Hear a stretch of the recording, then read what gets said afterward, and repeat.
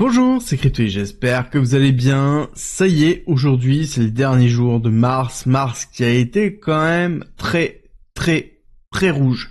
Mais le plus compliqué maintenant, je pense, c'est se préparer pour le 2 avril. 2 avril qui est la période officielle de lancement des taxes douanières proposées par Donald Trump.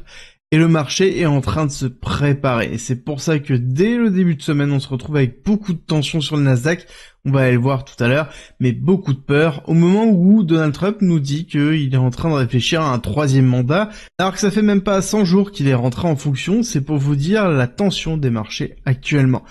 Bon, chez nous aussi, on est en tension. On est retourné de neutre à fear, donc on est retourné dans la peur. Juste petite information sur le mois pour bien vous faire comprendre qu'on est passé 3 jours en extrême peur, soit 10% du temps, 20 jours en peur, 66% du temps, donc du coup ça sous-entend qu'on est passé quand même 76% du temps, donc plus des 3/4 dans la peur ici, et c'est quelque chose qui est en train de s'installer.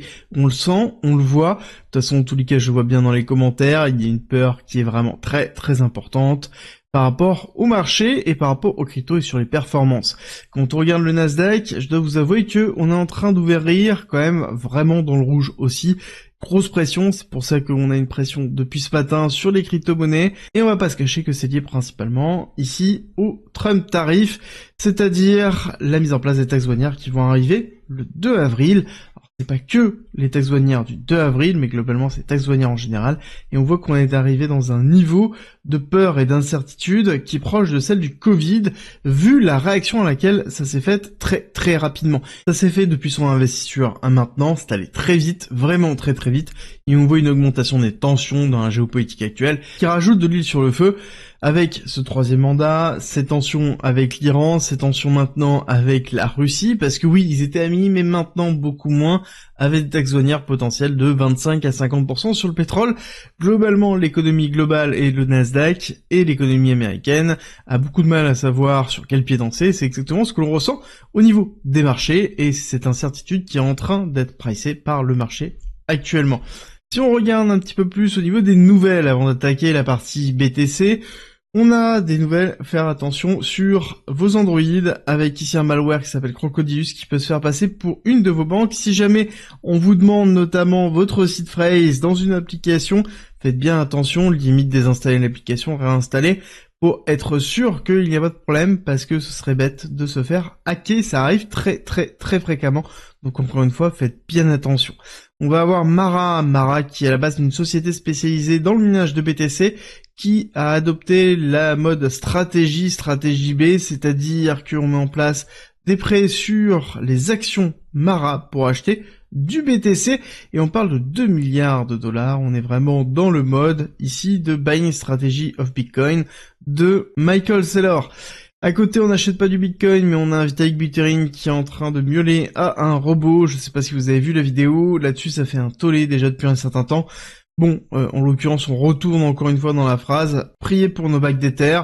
C'est vrai qu'il y a beaucoup d'instabilité et beaucoup de peur au niveau d'Ethereum, et forcément toute action de Vitalik Buterin sera scrutée comme étant une représentation de l'échec actuellement et de la sous-performance d'Ethereum, alors que les deux choses sont décorrélées, et je pense que beaucoup trop de choses reposent uniquement sur Vitalik Buterin, et c'est peut-être une des grosses faiblesses que l'on a au niveau d'Ether.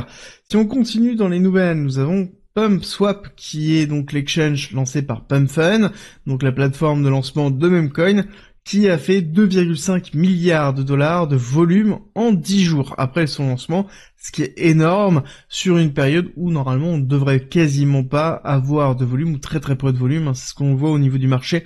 On a un écrasement du volume qui est énorme. Bon, a priori, pas forcément sur les mêmes coins, il y a toujours des dégènes qui sont toujours bien là, et qui sont toujours en train, ici, de faire du volume sur les mêmes coins. Je rappelle que, historiquement, Pump.Fun passait par Raydium pour gérer leur pool de liquidité une fois que le même coin était validé.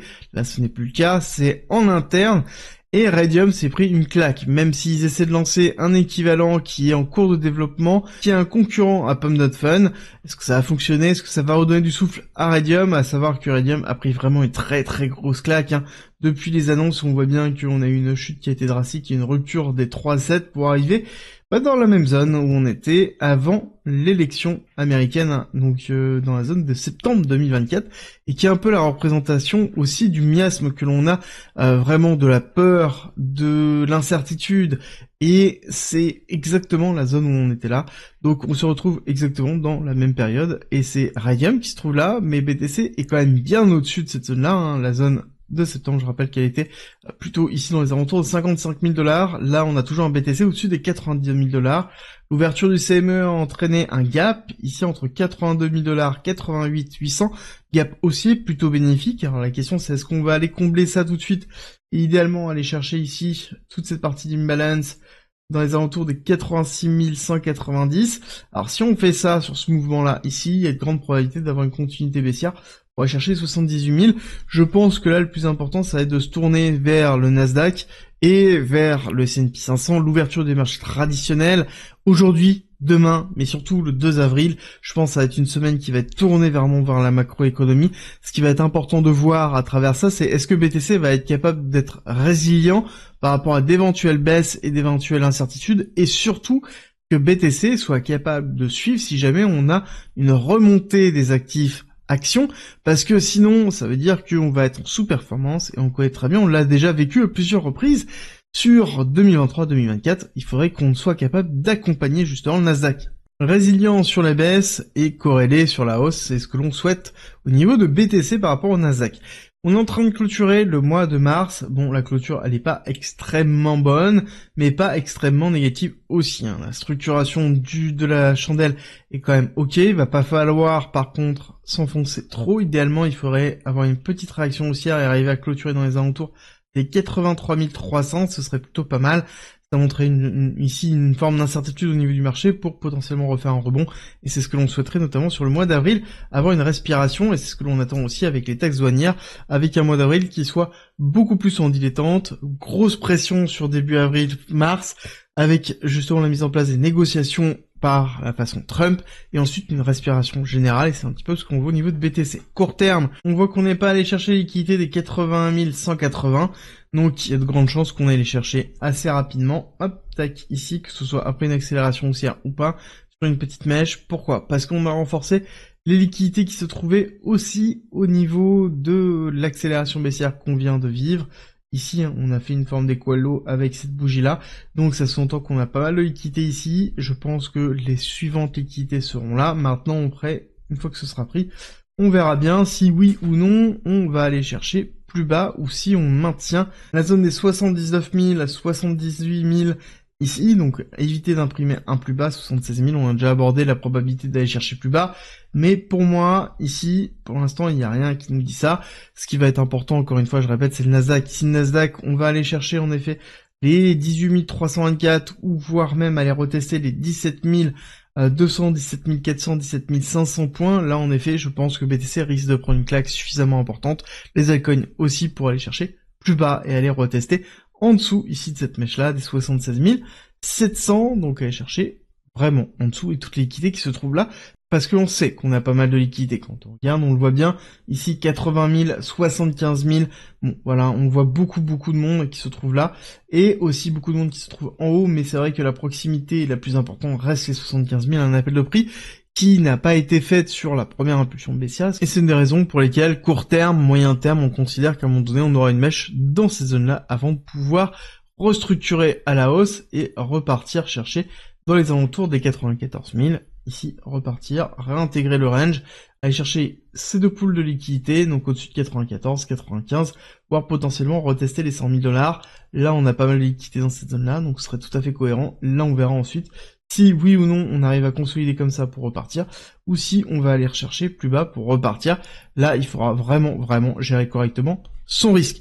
D'ailleurs, en parlant de risque, je vous rappelle que dimanche matin, je fais une masterclass. Vous allez la retrouver directement sur la communauté privée, gratuite pour vous inscrire, sans commentaire en description.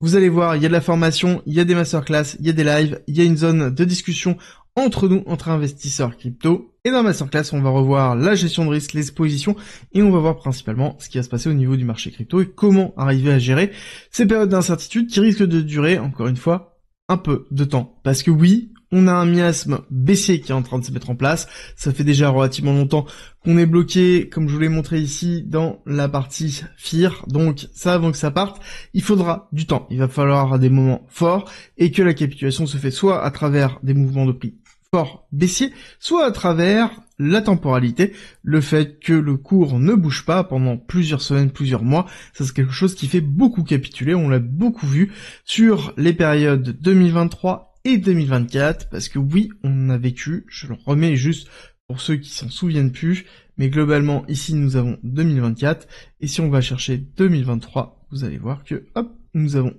toute cette période-là, qui a été aussi longue, 229 jours, et ici, ça fait combien, juste pour regarder, entre l'accélération et là, 238 jours.